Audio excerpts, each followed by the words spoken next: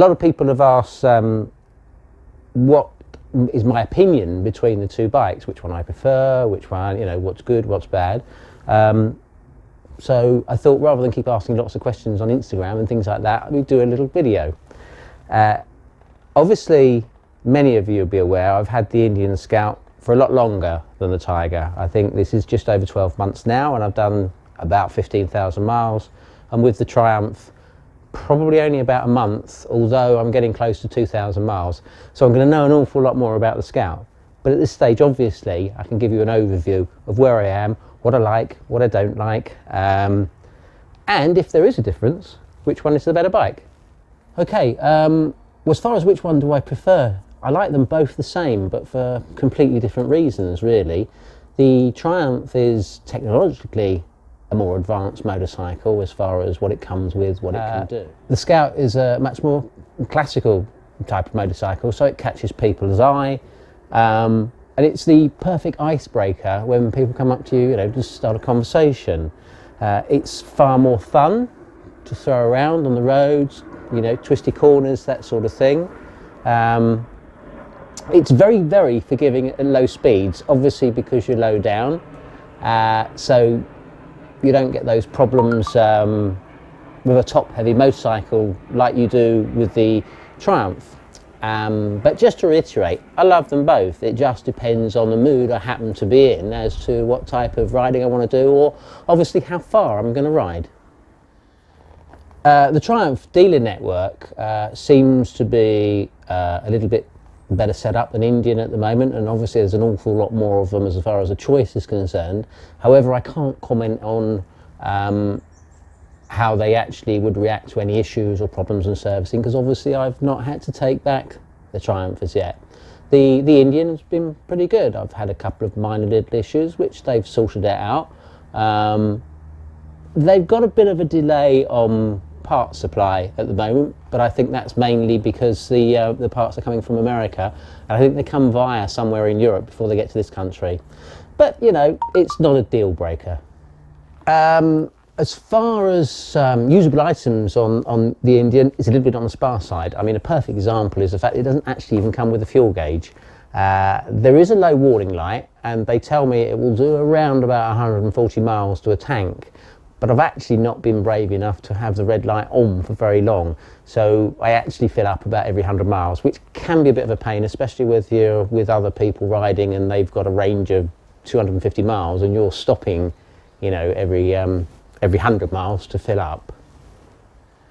One thing that I have noticed is the Scout, for quite a heavy motorcycle, comes with a single caliper front brake, which in my opinion is woefully inadequate.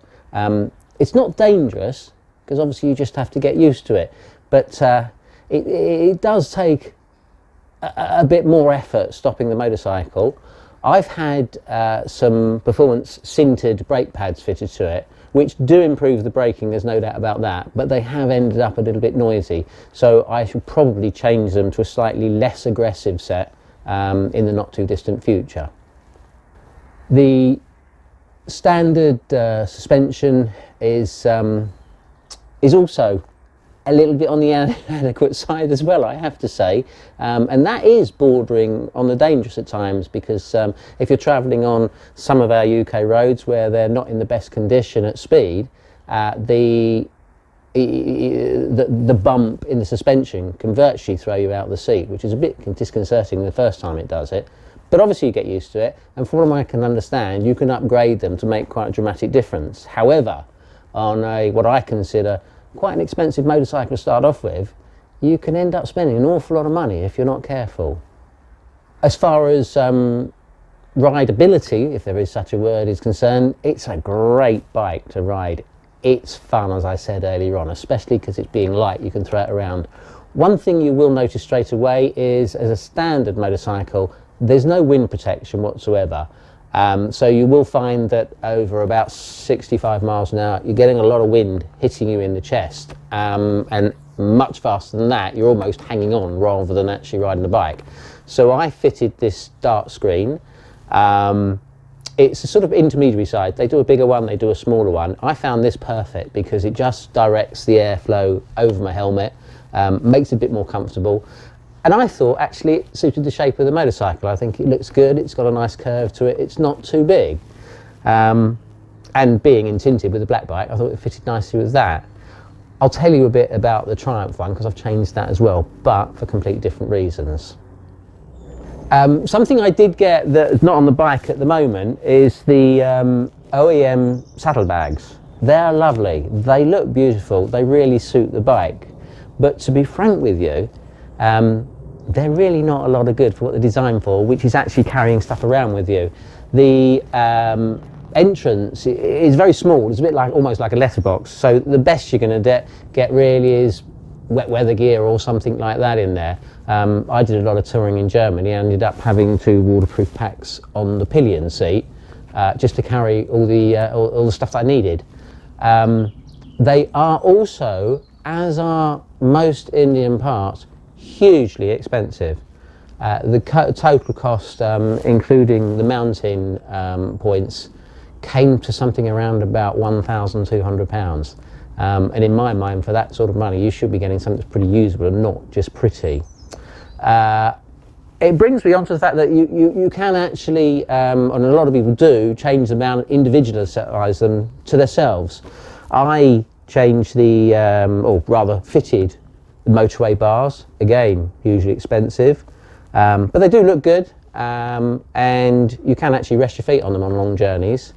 I did also initially have the Vance and Hines exhausts. I had the slip-on type, which are great. They look so much better than the huge, great big, for want of a better word, missile-looking exhaust system that's on here. Although actually, in fairness, I have got used to the sound of the standard exhaust and I like them. Going back to the Vance and Hines, they are really, really noisy. And the only reason I took them off is going to Germany, I understand that they're getting very, very hot now on noise pollution in Germany. And if you get stopped, they can immediately fine you. But more to the point, they can actually impound your bike until it falls within their noise regulations, which can be a little disappointing if you're away on holiday, obviously. Something else I got recently, actually, only I haven't fitted it yet, is an LED headlamp. The headlamp is not the brightest in the world as standard, it's just a normal bulb. So although it's okay at night, I have more a concern with it from a safety point of view of actually being seen. So again, we'll do a fitting video for that at another time. Bringing it a stage further on from safety, the bike is actually quite a low bike, which is nice, but do be careful if you get one from parking it, because car drivers don't actually see them in their rear view mirror. So if you park behind somebody on the street and they're going to reverse back, be damn sure that you can see them, or actually in some way they see your bike, because they will knock it over if you're not careful. Tyres. I've read a lot about the original Indian Scout tyres, and it would seem that I think they're Kendras, the original fitment ones, weren't very good. I've actually got Pirelli Night Dragons on this. I think they're called a Night Dragon GT, and I've found them excellent, to the point where I've just changed the rear tyre on it, and fantastically I think I got something like about 14,500 miles out of that, and the front tyre is still going. So we're just waiting to see what happens with that. I don't think many people on motorcycles can claim that sort of mileage from their tyres.